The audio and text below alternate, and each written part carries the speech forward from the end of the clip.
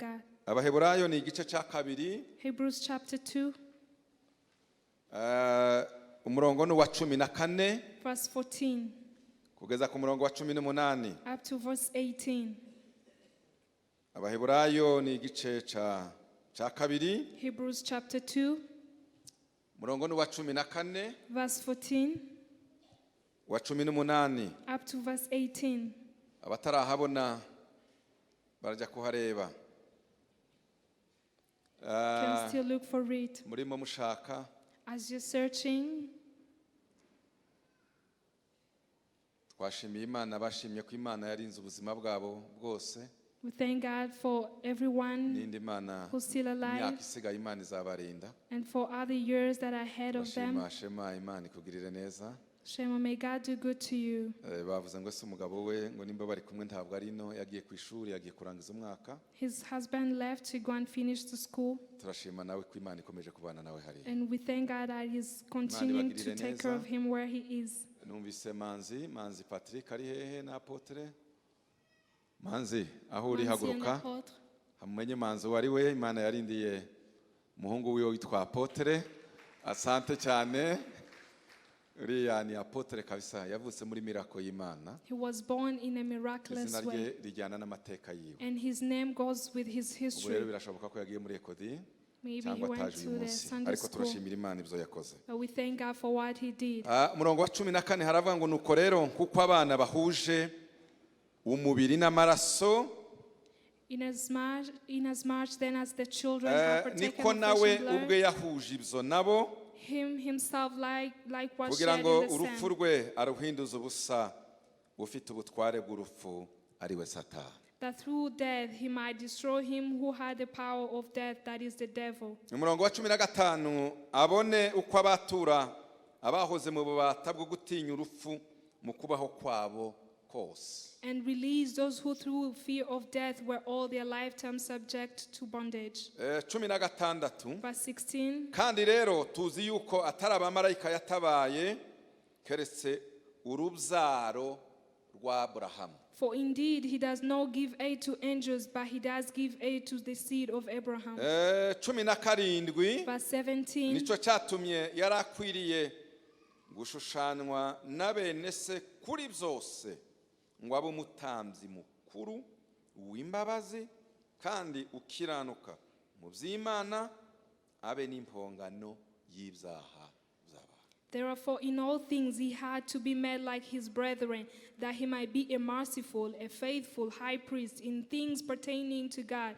to make propitiation for the sins of the people. Umurongo wa 18 Verse 18. kuko ubwo yababajwe no kugeragezwa ubwe, For in that himself has suffered, being tempted,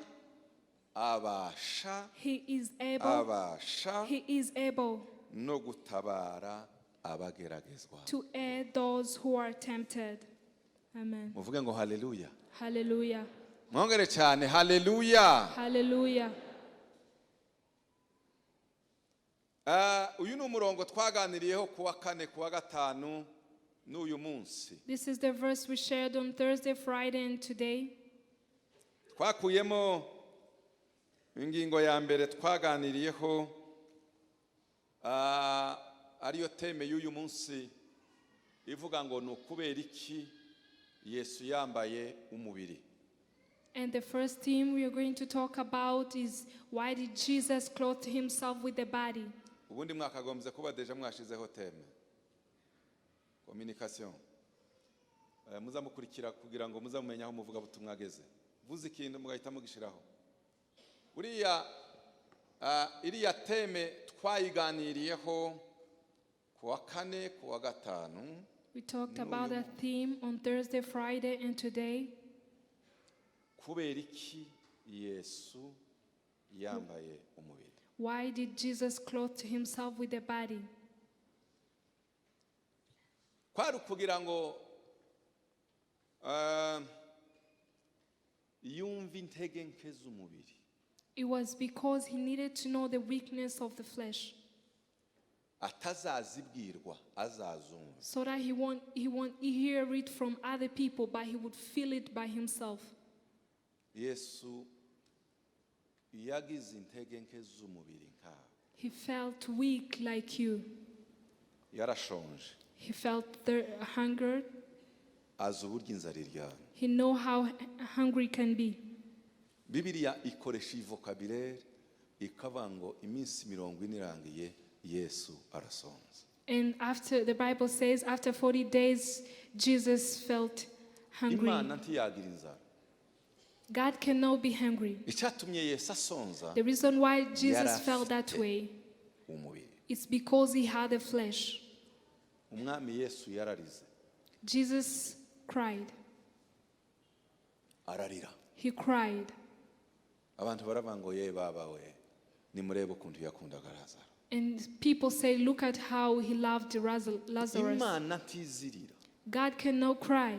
Yesu yambaye umubiri kugira ngo yumve agira amarira kandi amarira taza atemba adaturutse ku mutima. Jesus clothed himself with the flesh so that he can be able to feel the pain and cry. Abo twabanye kuwa kane no kuwa gatanu. For those who were together on Thursday and Friday, twarebye ibi byose bitugeraho bidusingira. we saw that all these things that come to us, that tempt us and command over us. Ntabwo Yesu yabisogongeye ahubwo yarabyiranguje. Jesus did not just attempt to try those things, but he felt them and lived in them. Niyo mpamvu iyo usomye uyu murongo iyi mirongo twasomye hano. So that's why when you read these verses we read, niyo cyatumye ngo ashushangwa na bene se muri byose. That's why he was made like his brethren. Yesu ni umunyarwanda 100%. Jesus is a Rwandese 100%. Yesu yasogongeye ibituremereye n'ibiriza imitima yacu n'amaso yacu 100%. Jesus tried everything that is a burden to us 100%. Twabonye mu bantu bahemukiwe Yesu arimo. Among the people who are betrayed, Jesus is among them. The people who felt sufferings, he's among them. Among the people who were orphans, Jesus is among them. Mu bantu bapfuye ari abasore bagasiga mama we amuragije abandi bantu ngo aribo bamurera, yamuragije Yohana ngo akira kubera ko yarabuze aha mu place yari kugira ati mubyeyi reba umwana wawe ni Yohana, mwana mubyeyi reba umwana wawe nawe mwana reba nyoko. And among the youth that died so early, he's among them and left his mother with John to take care of him and him to take care of her. Jesus suffered.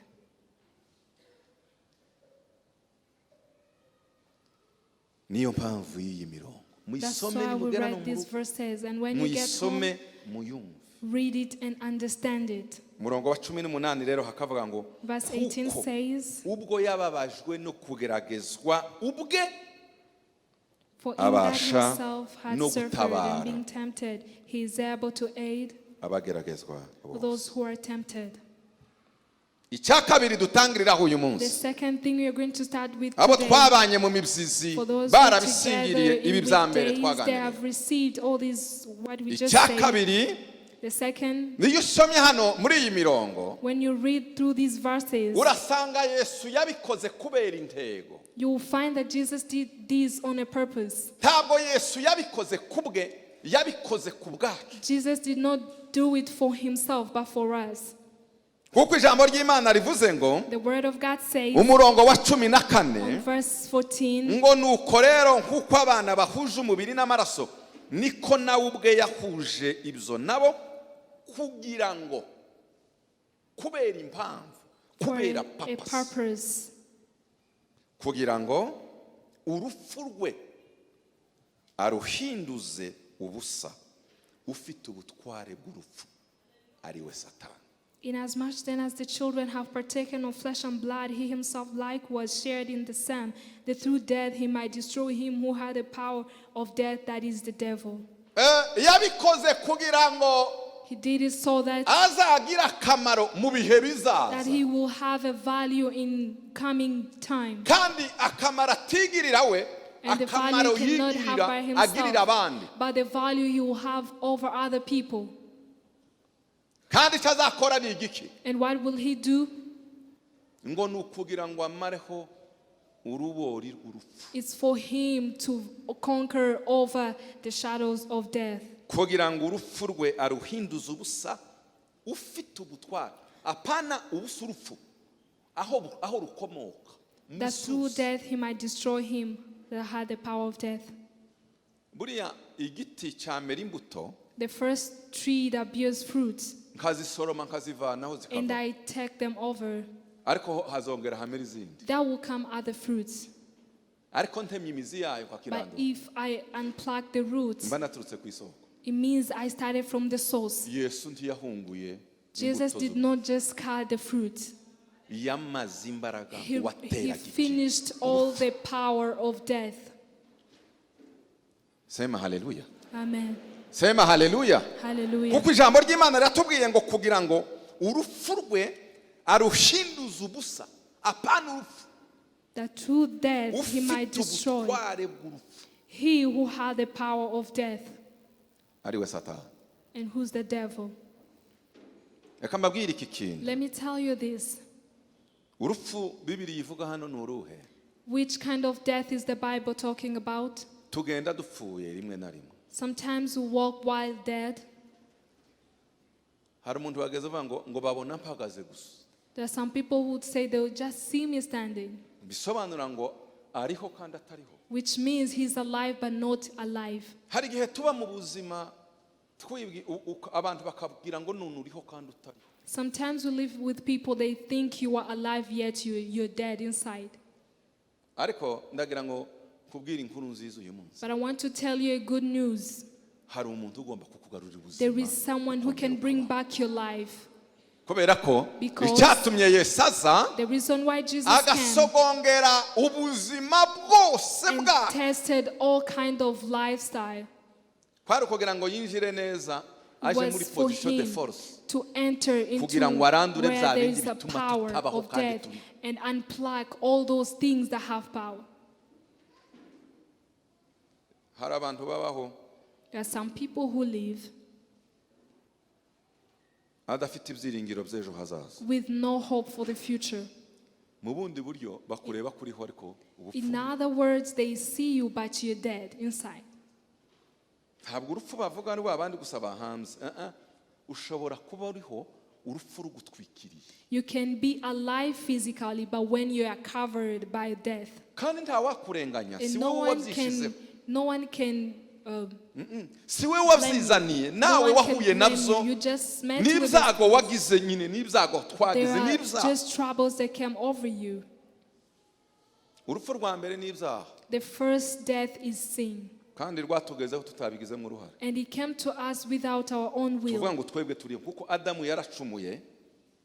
Because Adamu yaracumuye. Adam sinned, Ibindi bisigaye byose and n'ubwoko all bwose other bubarwaho things, ibicumuro. other generations that came after him suffered for that. Ariko hari n'ibindi byakwica. But there are other things that can Bituruka ku kill bandi. you, that come from other people, Bituruka ku mateka utagizemo. that come from the history you had no Ariko hold nanone on. urapfuye. But you're still dead. Ariko ibyo byose Yesu But all those arahari kugira ngo things, atange Jesus igisubizo. is alive to give the answer. ushobora kuba upfuye ku mubiri. You can be dead on the body. Indwara In the flesh. zaragusegeshe kandi ntiwaziteye. You're tired of the sickness and you're not the one who brought Ariko them to inkuru yourself. nziza There's a nuko Yesu good ahari news is that Jesus is alive kugira ngo ibyo byose agire gute. for him to take care of that.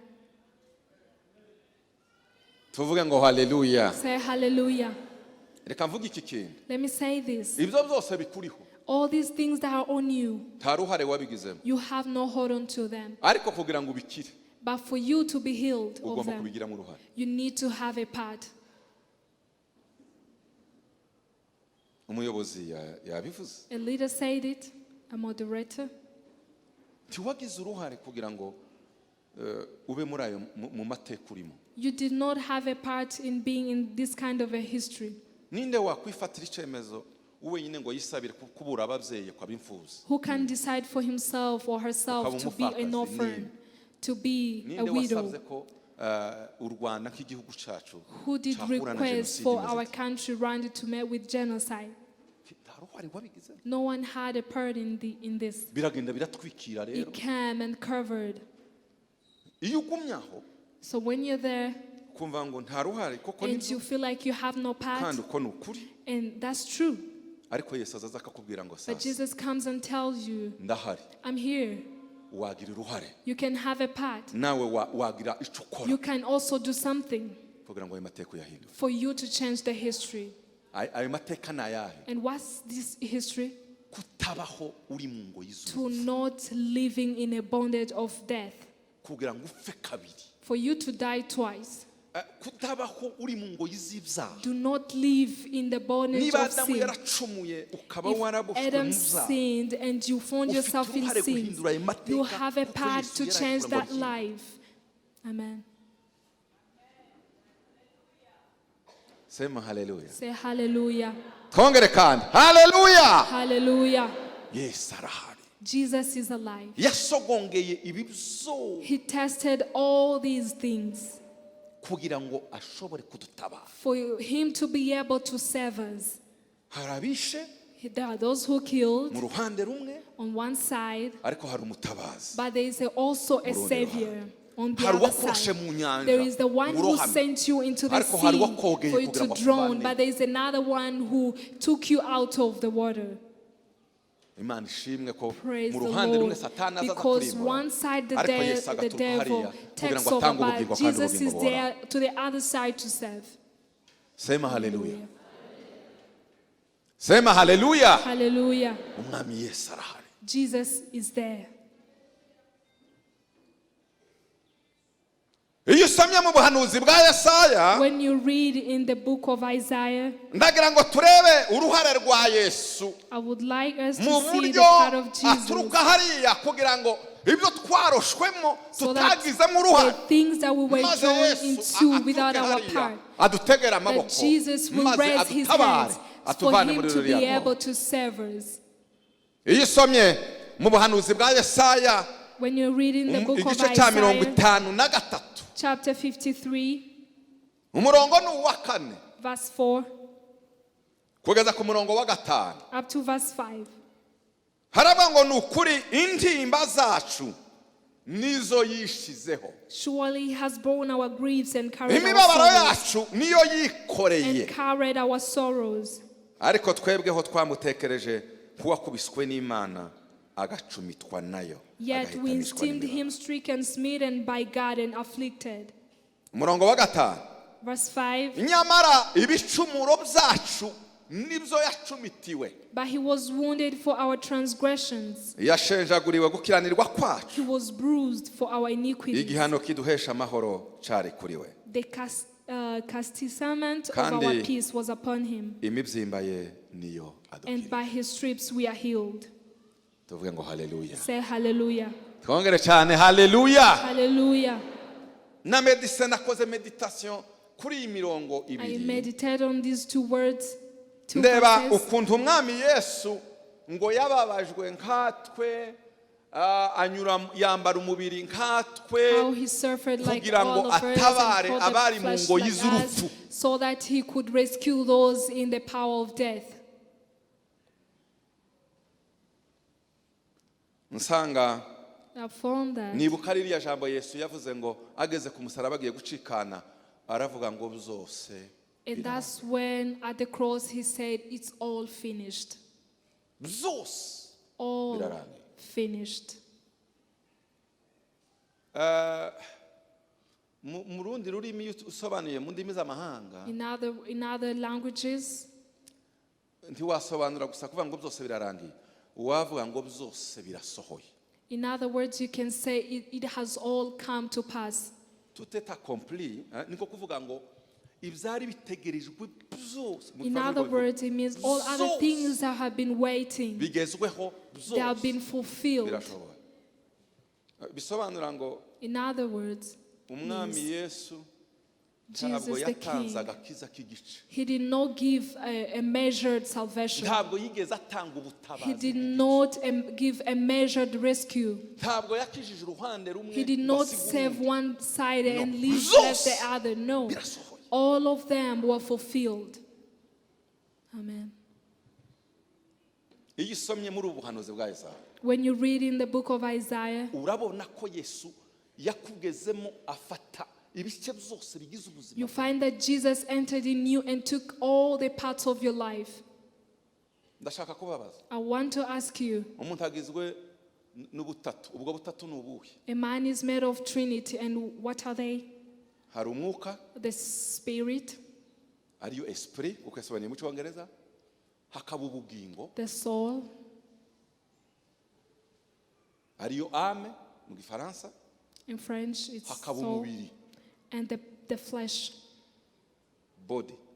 Hakaba ariyo corps. corpse. Sema haleluya. Say Turi hallelujah. kumwe? Are we together? Munkurikire kubera ko sintinda. Follow. Ibyo bice ko ari bitatu byose. And all these three parts, Kuba Yesu yaraje for Jesus kwari coming, ukugira ngo agakiza kiwe it katugereho was for his kandi gafata ibyo salvation bice ko ari to bitatu. come and take over all these parts. Ntabwo Yesu yakijije spirit gusa. Jesus Ntabwo did yakijije- not heal the spirit only. Yesu yakijije n'ubugingo. He also healed the soul. Yesu yakijije He n'umubiri. healed our bodies. Hallelujah. Uzugenda unezerewe uvuge ngo yaje atanga Walk with joy, igisubizo saying that he came cyuzuye. giving the right answer, the full one. Ntabwo wambwira ngo urakijijwe You cannot tell me that you're saved ngo nuvuge ngo Yesu yatabaye umwuka ngo and namara say ubugingo that Jesus bukomeze healed bupfe the ngo bupfe spirit, but the soul will continue to zango die y'izurupfu zibufate no and Yesu continue azayinjiramo to be bonded by all those powers. Jesus ntiwanambwira comes ngo and rescues umwuka ni everything. muzima ubugingo bube buzima ngo You nibirangiza umubiri cannot we tell me no. that the Yesu spirit is awita no ku mubiri. saved, the soul, but you leave the body out. maze rero kubera ko muri abanyeshuri But beza because you are good students, ngiye kubabaza I'm going to ask kandi you, namwe munsubize and please answer to me. muvuge ngo haleluya. Amen. Ngiye kubabaza noneho I am namwe going to ask munsubize you, and please answer simba to me. umwigisha njyenyine ndashaka ko I don't want dufatikanya to be namwe. the only teacher. I want to work Umuhanuzi together. Yesaya amaze kubona As Yesu aramuhanura Isaiah said and prophesied aravuga about ngo ni Jesus. ukuri intimba zacu nizo yishizeho And he said, imibabaro yacu surely niyo borne our yikoreye. griefs and carried our sorrows. Ndashaka ngo tuvugane ku kintu kijanye I want us n'intimba. to talk about the grief. Nimuvuge ngo intimba. Say grief. Mwongere cyane intimba. Intimba ni indwara zifata ikihe gice muri ibyo bice Where do the griefs take? Mwongere Which cyane. part? Intimba ni zifata ikihe gice? Zifata umwuka? Zifata umubiri? Do they take the soul, Zifata the he? spirit? Do they take the body? Zifata ubugingo. They take the soul. Intimba. The griefs take the None soul. Yesaya arahanuye ngo ni ukuri. And now Intimba zawe Isaiah prophesied and said that your griefs, nizo Yesu yikoreye. Jesus carried them. Amen.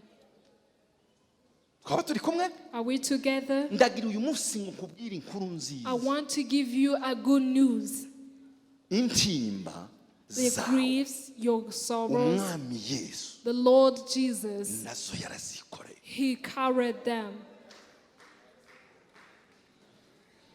Amen. Haleluya. Hallelujah. Intimba zawe zose. All your Intimba. griefs, all of them.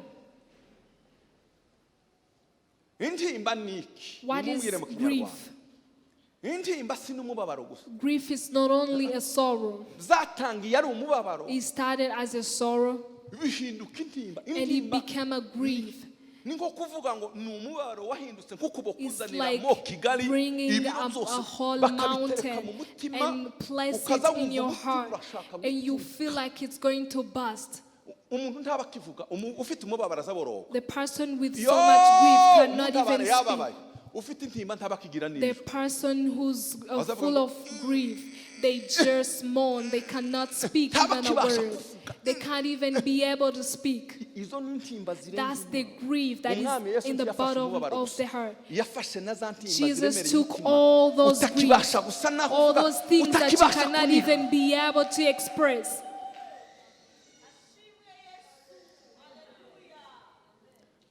Sema haleluya. Say hallelujah.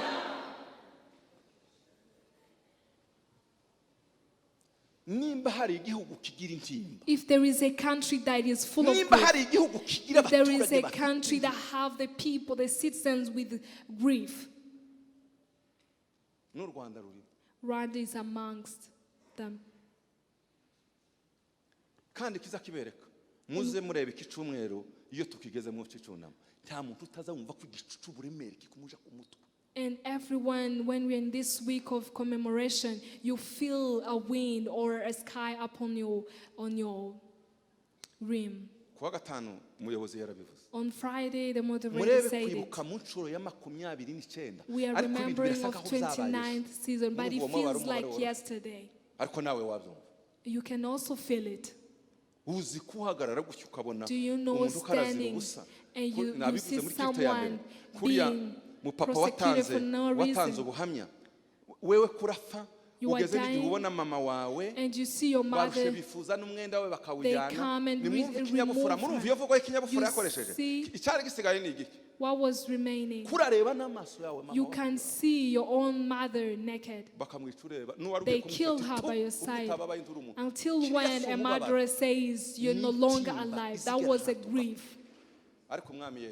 But the Lord Jesus, He took iyo wakiriye Yesu nk'umukiza n'umwami ikintu cya mbere azakora azafata ubuzima bwawe akabuvudura mw'indi your life and remove all the grief. Sema hallelujah. Azafata ubuzima He takes your life akijije umwuka wawe akagusigira izo if He heals your spirit and leave you with a wounded heart, He cannot do anything to you.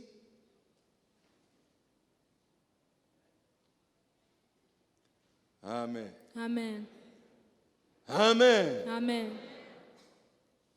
Nukuri intimba zacu nizo yikore imibabaro yacu niyo yikoreye ariko twebweho twatekereje yuko yakubiswe n'Imana Data kandi yazize ibyaha byacu.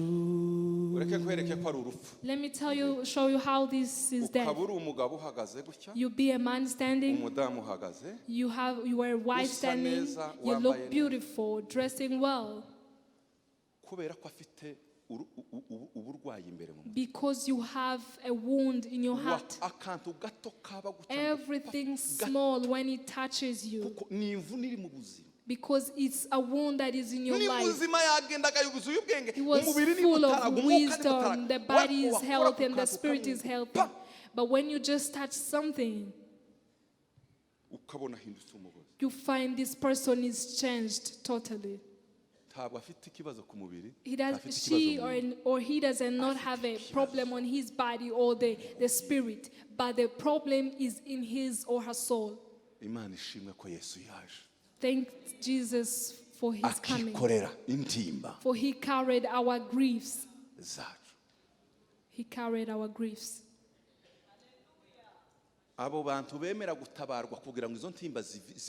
For these people who accept to be taken care of,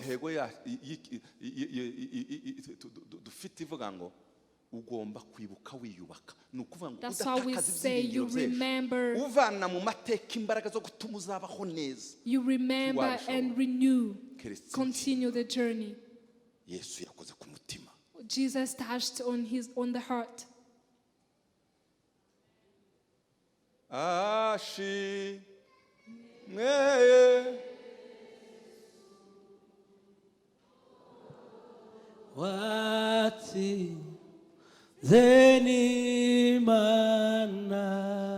Yesaya arahanura aravuga ngo ni ukuri and Isaiah prophesied and said truly our griefs and carried them. There is no way that Jesus could save us and leave us with the grief. He also suffered and carried the grief. They did bad to Him. They beat Him. He was full of the grief. And when you start to mourn and talking to Him, He said immediately that I hear you. That's why I went to the cross. I said, for all who are burdened, bring those burdens to me. I will give you rest. Let us not die when we have someone who can take care of our burdens. mureke twikoreze Yesu nibyo Let's cyamuzanye. give our burdens Abanyarwanda to mureke Jesus. twikoreze Yesu Rwandans, let's give. umutabazi nyakuri. He is a good Savior. Twoye guhora dupfa duhagaze. Let's not continue to die.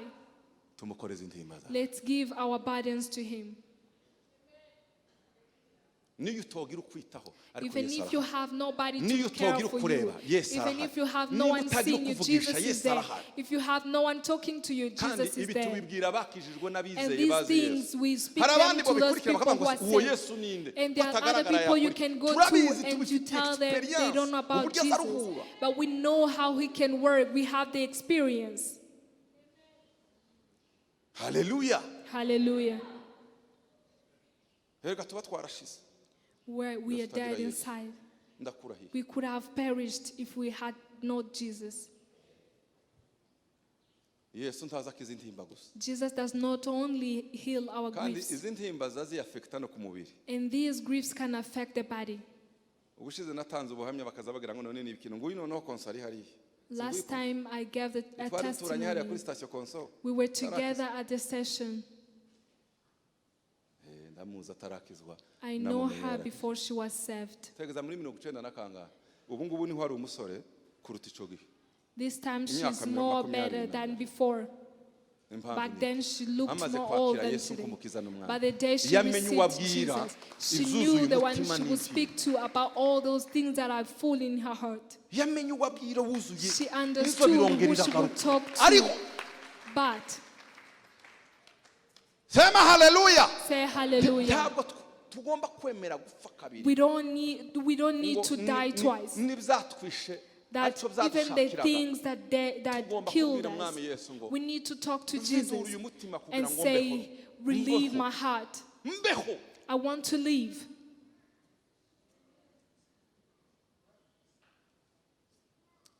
Ikindi Another Bibiri thing, yavuga gutya ngo The Bible says this. iyo usomye ku murongo wa 5 On verse ngo 5. nyamara ibicumuro byacu nibyo yacumitiwe But He was wounded for our yashenjaguriwe transgression. gukiranirwa. He was bruised for our iniquities. Ndashaka kubaza I want to ask ibicumuro you, byacu nibyo yagize gute Our transgressions are the ones that wounded Him. gukiranirwa kwacu niko kwagize gute And He Niko was yikoreye. bruised for our iniquities. iyo ni indwara ya intimba twasanze ari Where do we find ibicumuro n'ibyaha ni ikihe gice the sins and the bruise are found where?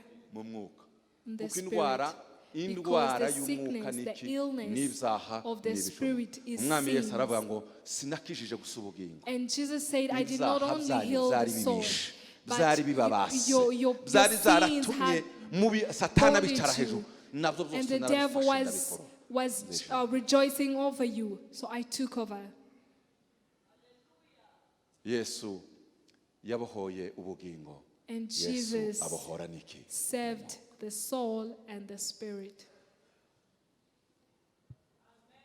igikurikira The aravuga following, ngo nibzacumitiwe igihano kiduhesha amahoro cyari kuri we umva kandi imibyimba ye niyagira gute and by His stripes we are iyo healed. mibyimba bakubita bakora And when ikomora they inyama beat amaraso Him agatemba and take ngo the iyo flesh, mibyimba ayo and maraso the blood yaturutsemo flows. niyazakiza And this blood is the word agakiza that imibiri yacu heals agakiza our iki? bodies, indwara all the zacu sickness and ni the ukuvuga ngo illness. noneho n'umubiri ugezweho It n'indwara means zose even the body has come to Cancer, it.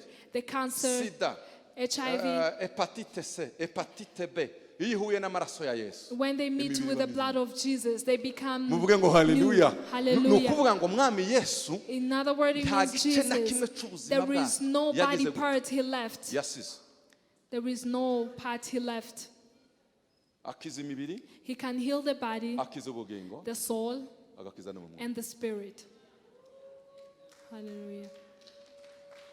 iki gice cy'ubuhanuzi bwa Yesaya And this part of the prophecy of Isaiah, nico bisobanura this is what it means. intimba ni ku mitima The bruised are in the aribwo heart, bugingo ibyaha ni mu the mwuka bruised are in the indwara soul, ni ku mibiri and the wounded ibyo are byose Yesu transgressions are in the arabizana spirit. arabigotomera abishyira mu And He buzima drank all of them, maze arabibamanwa ku and musaraba he carried them on the cross. Yesu yarangije icyo gikorwa Jesus finished it all. sema haleluya Say hallelujah. sema haleluya Hallelujah. nico cyazanye Yesu ngo yemera gushushanywa natwe muri byose. And that's why Jesus was made like us in everything. Ufite uburenganzira bwo kubwira Yesu You have the right to speak to Jesus. agutabare Tell him to rescue you mu gice cyose wumva in each part that you feel kirimo like ikibazo. that has a problem. Deliverance ya Yesu rero ni total. The deliverance of Jesus is full. Hari abantu baza bamwe ngo narakijijwe Some people say, I am saved, ngo ariko akangaka. but this. Yesu yagarukiye mu mwuka gusa. Jesus did not stop from the Spirit. Iya delivera abo. When he delivers fully.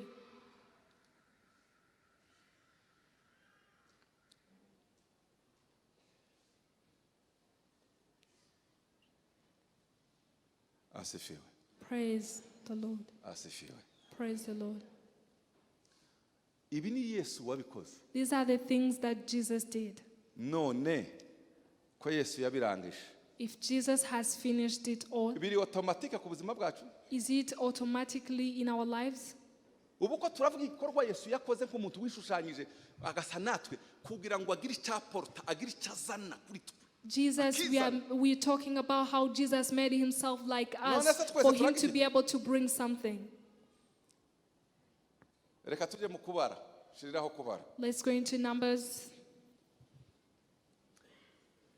Iyo usomye mu kubara Numbers. nimba tukiri kumwe tuvuga ngo haleluya. Hallelujah. Mwongere cyane haleluya. Hallelujah. Igice cya 21. Verse 21. Igitabo cyo kubara 21. Numbers 21. Iyo uhereye ku murongo wa 5. From verse 5. Bibiliya iravuga ngo abantu bavuga Imana na Mose nabi bati mwadukuriki muri Egiputa mukatuzana gupfira mu butayu. And the people spoke against God and against Moses. Why have you brought us out of Egypt to die in the wilderness? Ariko abantu muzamubona. Mureba abantu bari bagize imyaka magana You see people who had spent bari mu over buretwa 400 magana years in Egypt in being ariko magana captive. yari y'uburetwa But babicara ku 400, they would sit babakubita on them, they would bagira beat gute them. They kugira would ngo do Imana anything bad to ibavaneyo them. yakoresheje ibitangaza bigera ku For 10. God to save them, he did over 10 Farawo yaranze miracles. kubarekura. He did. Pharaoh had Imana refused to leave iramanuka them. ikoresha And amaboko y'imbaraga God zayo used his mighty Irabasohora. hand for the people to leave. ibavanamo And he rescued them. ngo bagere mu butayu And when they got into the wilderness, ngo abantu batangira kuvuga Imana na Mose they nabi. started to talk about Mose niwe Imana yohereje God kubayobora, and Moses. Imana niyo yabakuyeyo. Moses was used to lead them, and God is the one who removed them from babaza them. Imana na Mose ngo And ariko they asked God and Moses that. ubwo ni Mose bari ko babwira ko niwe They were babona. asking Moses because Ariko he's na ya the one that was nkingi yari seeing. imbere hariya ni. But even the pillar of the wind was ngo in ariko front of nukubera them. iki ngo mwadukuriye muri Egiputa iki? Why did you mukatuzanira bring us gupfira mu out butayu? of Egypt to die in the wilderness? Ariko abantu Imana yicaye mu ijuru. Ngo iki ni God is seated in heaven. nimusubiremo basha. And would ask them, Nabakuriye iki repeating, mu Egiputa? why did I bring you out of Egypt? Noneho igitangaza. And the miracle is this. Ko ari nta mitsima tuhaboneye. We don't see Akaba ari bread, nta mazi. no water. Kandi tubihiwe n'iyi mitsima mibi. And our soul, Lord, is this worldless bread. Uko iyo mitsima mibi bavugaga ni mana. And these Imana bad iteguye bread that we're igikoni mu ijuru talking, God has prepared kiyabakuyeyo gusa something from buri gitondo igasanga yohereje every imigati ngo morning barye. you find a bread. Batangiye kubwira Imana ati And you start niki to cyatumye tell dukora mu God, Egiputa? why have you brought us from Nibi bitsima z'urwanga Egypt n'ibi and z'uduheri. these worldless bread? Maze Imana irarakara. And God got angry. Mureke mbabaza. Wewe wareka kurakara. Would you fail to be fierce? Warapfuye urapfurafuka. Imana yageze uriho ikaza n'inda kugira ngo zirwanye Farawo ikazamura ibikeri mu And nyanja. God used Imana every ikaza- kind of animal to fight against Pharaoh. Maze rero Imana And ngimare then- kurakara. And Next. after God, Lord sent fury, Uwiteka yohereza mu butayu ayohereza abantu mu butayu inzoka z'ubusagwe butwika maze zirabarya. and so the Yes, Lord sent fiery serpents among the people, and they beat the people. Maze abantu benshi mu Bisiraheli barapfa. And many of the people of Israel died. icyo gihe ntabwo yari periode y'ubuntu. It wasn't a period of grace. Ubu niho dusigaye twikorera ibyo dushaka. These days we do whatever we want, Imana ikatwihorera. and God does not do Ukaza anything. wakoze ibyaha You ukabyina come aha. when you have Imana sinned, ikabikwikorera. you dance, God sees you. Mu isezerano rya kera ntigeze ayihorera na di. Back then in the ancient Old Testament, he will do bad things to umunsi them. umwe ngo bagumuke. Imana ati natoranije Musa namwe mwaje kugumuka muri I bandi. chose Moses, and now you are going against my will. Ibwira ubutaka ngo nimwasame. Utekereza And harya bahagaze bose. he commanded to the soul, the ground to open and swallow them. Bariko bamanuka bareba. And they will see Bose bamanuka ariko themselves Imana ni terrible mu gacamo. Bamanuka bose descending ngo in the ti ngo bamare kwika hasi. Bamabona ko ubutaka bugaruka barimo bareba. and they saw themselves being covered by the ground. Ati ndimwumvise imbaraga. Haven't you seen the power? Ariko reka mbabwire. But let me tell you, Ngo ibohereza inzoka zibarabari. but here he said the fiery serpents. Umva. Abantu niko bambaye baragaruka abantu basanga Mose baramubwira bati And therefore the twakoze people icyaha came to Moses and said, kuko "We have twavuze sinned, Uwiteka nawe nawe for we have saba spoken against the Uwiteka Lord and against you. adukure mu izi nzoka." Pray to the Lord that he take away the serpents from Mose us. arabasabira. So Moses prayed for the Murongo wa people. munani. Verse 8. Uwiteka abwira Mose ati ubwo bihanye mwumve Then the ubwo Lord said bihanye to ati Moses, cura inzoka isa n'izo make a fiery serpent. ucura inzoka isa n'izi ngizi zabari. Make a fiery serpent like these ones that are beating them. Mwumvishe ko tutagarutse mu Baheburayo. You see that we did not come back into the Hebrews? Yesu kugira ngo acungure agomba gusana natwe. For Jesus to be able to save, he needs to look like us. We were full of griefs, we had problems, but came a holy one who is supposed to be made like us and make a fiery serpent uyimarike hariya hejuru y'igiti and set it on a pole. cy'ibendera Set it on a pole. maze uwariwe n'inzoka wese nayireba. And it shall be that everyone who is Nayireba. beaten, when looks at it, arakira. shall live. Amen. Mureke mbabaze. Let me ask you, Ntabwo mubonye ko bose bariwe n'inzoka? don't you Muza see that musubize. all of them were Bose beaten by the ntibariwe snake? n'inzoka? They were all beaten by Aho the inzoka serpent. imanitse hejuru y'igiti. And you see a Ntihari kuri serpent bose? being hard on a pole. Ariko kondisi. But one Nimurebe command, uko bizabimera. Inzoka ikuriye. if a Ubwo ntiyo serpent kujya ku beats izi you, kurya ku maguru. it Uza beats you wirukanka on day. uja kureba ikuriye. You start to look at where it beats you. Noneho Imana irabamubwira ngo But God uwizazirya ntakaza areba whoever it beats, do not look at where it urubori beats cyangwa you, se ngo isumu ntareba where the isumu poison nimurya has azanyura muri entered. amaso arebe If uwikubise it gusa beats you and the ntareba venom azareba enters, look at the one on the pole. ariko uzaza ukomeza kureba isumu But if you continue to look n'ubuzima at where the arimo venom azapfa. has entered, you will die. kurareba Hallelujah. Where are you looking at? kurareba Where are you looking at?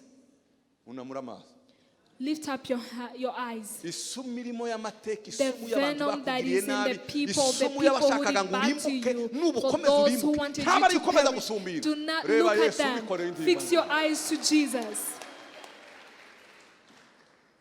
Hallelujah.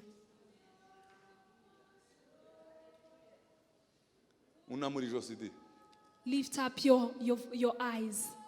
dore ikibazo dufite The issue nukomeza that we have gutumbira today, we continue to look at where the wound is. izi ni intimba These are the griefs. ibi ni ibyaha These are the sins. uko ukomeza kureba The urasa nabi more you focus on that, ariko kugira ngo ubivemo but for you to live that lifestyle, hari inzoka isa nazo there is another Yikoreye common izo ntimba. serpent that looks like the worms.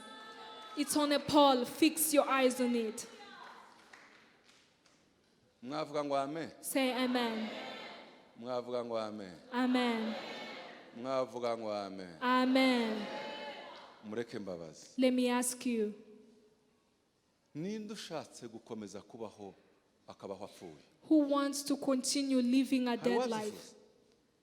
ninde ukomeje gukomeza kubaho intimba zimwicaye ku Who mutwe wants to continue ninde to ukeneye live a gukomeza life full kubaho of griefs? indwara zimwishe Who wants to Ninde continue ukomeje living gukomeza a life kubaho full of ibyaha illness, bikwicayeho? living a life full of sins? muri Yohana igice cya gatatu umurongo wa John 14 chapter 3 verse Yohana igice cya gatatu umurongo wa 14 chapter 3, verse 14. umva uko havuga This is what it says. ndarangije I'm muvuge ngo almost done. haleluya Say hallelujah. haleluya. Hallelujah. Izi kompiyuta zacu tuzagura izindi. Nimba ari kompiyuta zazitonda ngira ngo oye ko murahanirika mu masegonda yagiye baza bihuta kandi nkuko Mose yamanitse inzoka mu butayu. And as Moses lifted up the serpent in the wilderness, niko umwana w'umuntu akwiriye even kumanika. so must the Son of Uwo Man ninde? be lifted Ni wa up. wundi wikoreye intimba zacu And this ibyaha is the byacu one who n'indwara zacu. carried our griefs and sorrows. 15 Verse kugira ngo 15. umwizera wese That whoever believes in him, umureba we whoever fixes his eyes on him, aronka ubuzima. shall not perish but have eternal life.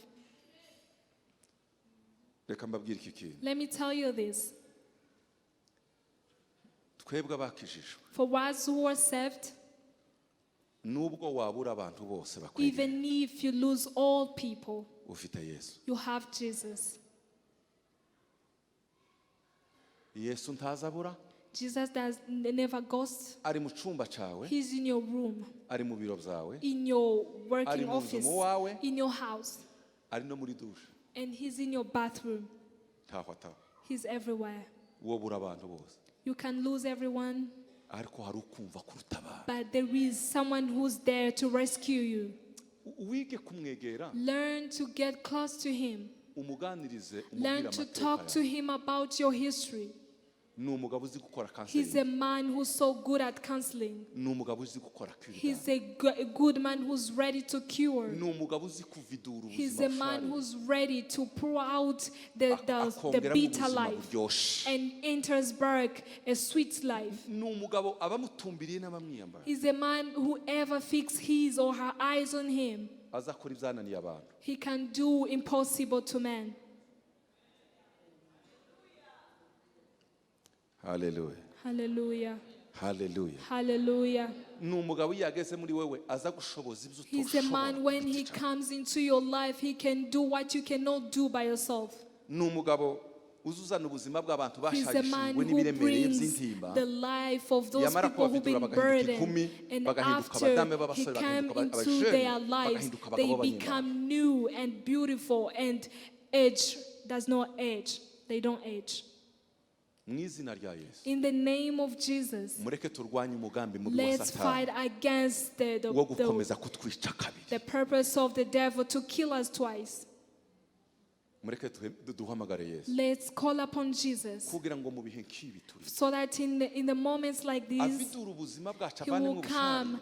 and pour out all those Tubeho bitter dufite life. imbaraga zo gukorana na Yesu. And guhindura let's ibiri have imbere bizaza. power to work with Jesus to change our lives. Yesu arabishobora. Jesus is able. Ari mu cyumba cyawe. He's in your room. Ari ahantu hose. He's everywhere. Mwaba mwankurikiye muvuge ngo haleluya. Amen. Ubu Now, soza ngo tuje mu ifunguro ryera. as we be on the end to enter into the Holy Communion moment, Turahera nonaha. we'll start from now. Tugiye gusengerera ifunguro We are ryera. going to pray for this Holy Communion. Umuyobozi yavuze ijambo rikomeye. A moderator said a great word. Isiraheli nyuma y'uburetwa banyuzemo bw'agahinda gakomeye. Israel, after they went through a great sadful moment, Bacungujwe na Pasika they were kugira ngo bagere mu rescued gihugu by gitemba Passover amataniki for n'ubuki. them to be able to get to a land full of honey and milk. Mureke iyi Pasaka iducungure. Let this Passover rescue Ibyari us. bigize iminsi byarananira. For what has been hard, Pasaka. let Passover, Urupfu rwa Yesu. the death of Jesus, Rutuzure, rutuvane mu rupfu. resurrect us from death to life. Ariko uruhare rwawe By your parties, utakire Yesu. cry out to Jesus. Niyo utabona pasiteri nkatwe Even turi if you don't see the pastor hano, like us, wadushaka ukatubura you pe. can look for us and you won't find us. Kandi n'igihe truly. twakwegera And when we come twonareba close to n'intimba ziri mu you, mutima ngo we can now tuzishobore. be able to look into the griefs that are in your heart. Ariko umwami Yesu arabishobora. But Jesus can. Wicarana nawe nk'umuntu You mubana. just sit with him like this person you Umurondorera live amakuru with. yose. Tell him all the news that you Umubwire ngo have. mwami Yesu. Tell him, Jesus, Uko ntiwabibona umutima waje kumeze. the way, do you see how my heart is? narababaye I am so saddened. narababaye I am so saddened. ariko se ndagumana uyu mubabaro ari wowe wikoreye kuko But uje how will I be able to continue to carry this sadness and the sorrow when you were able to carry them? Take it. tuzakomeza duhagarare We'll continue to stand muri aya mateka twanyuzemo in this history that we went through, ariko tutayavana mu rupfu but tuyavana without mu buzima going through kuko them abantu in b'ibihangane death, but to be bitanga amasomo ku bandi giants bantu. who will fix our eyes not to people but to God. haleluya Hallelujah. haleluya Hallelujah. haleluya Hallelujah. haleluya Hallelujah. turaje gusengera iri funguro ryera We are going to pray for the Holy Communion, kugira ngo Yesu for wapfuye Jesus ku musaraba who died at the cross, atangira abohora will spirit start to heal the spirit, abohora ubugingo bwacu to rescue our Indeed. souls, akize the n'imibiri griefs, yacu and heal our bodies. arabishoboye He's able.